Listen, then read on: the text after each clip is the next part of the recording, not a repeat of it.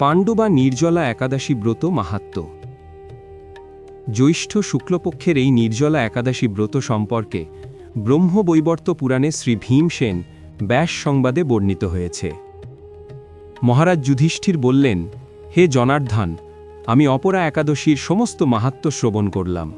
এখন জ্যৈষ্ঠ শুক্লপক্ষের একাদশীর নাম ও মাহাত্ম্য কৃপাপূর্বক আমার কাছে বর্ণনা করুন।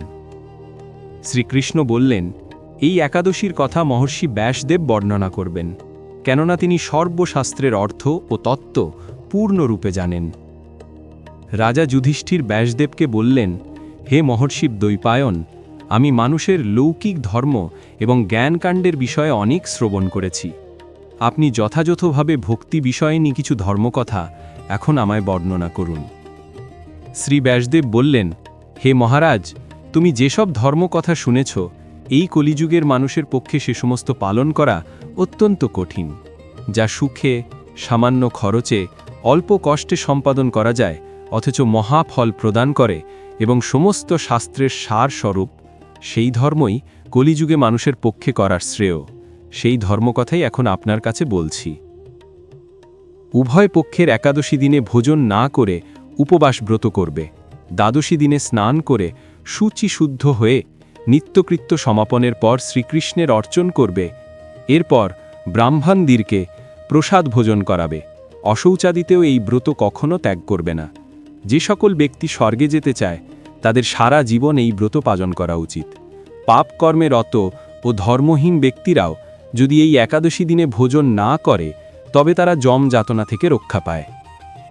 শ্রী ব্যাসদেবের এসব কথা শুনে গদাধর ভীমসেন অশ্বত্থ পাতার মতো কাঁপতে কাঁপতে বলতে লাগলেন, হে মহাবুদ্ধি পিতামহ, মাতা কুন্তী, দ্রৌপদী, ভ্রাতা যুধিষ্ঠির, অর্জুন, নকুল ও সহদেব এরা কেউই একাদশীর দিনে ভোজন করে না। আমাকেও অন্ন গ্রহণ করতে নিষেধ করে, কিন্তু দুঃসহ ক্ষুধা যন্ত্রণার জন্য আমি উপবাস করতে পারি না। ভীমসেনের এরকম কথায় ব্যাসদেব বলতে লাগলেন, যদি স্বর্গাদি দিব্যধাম লাভে তোমার একান্ত ইচ্ছা থাকে, তবে উভয় পক্ষের একাদশীতে ভোজন করবে না। তদুত্তরে ভীমসেন বললেন, আমার নিবেদন এই যে, উপবাস তো দূরের কথা, দিনে একবার ভোজন করে থাকাও আমার পক্ষে অসম্ভব, কারণ আমার উদরে ব্রিক নামে অগ্নি রয়েছে। ভোজন না করলে কিছুতেই সে শান্ত হয় না।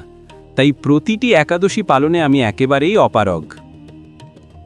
হে মহর্ষি, বছরে একটিমাত্র একাদশী পালন করে যাতে আমি দিব্যধাম লাভ করতে পারি, এরকম কোনো একাদশীর কথা আমাকে নিশ্চয় করে বলুন।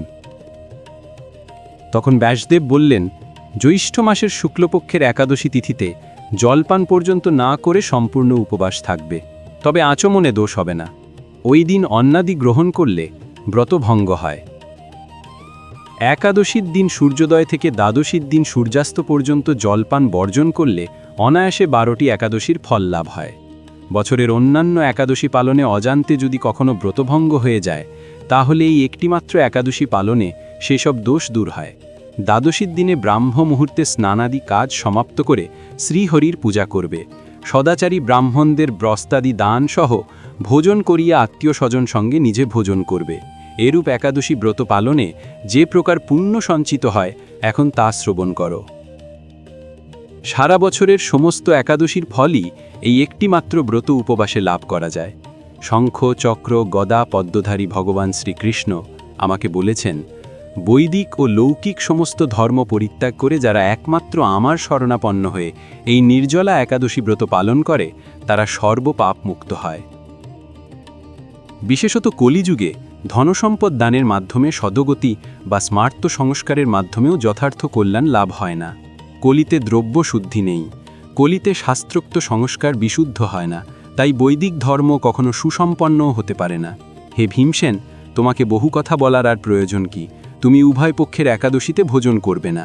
যদি তাতে অসমর্থ হও, তাহলে জ্যৈষ্ঠ মাসের শুক্লপক্ষের একাদশীতে অবশ্যই নির্জলা উপবাস করবে। এই একাদশী ব্রত ধনধান্য ও পুণ্যদায়িনী।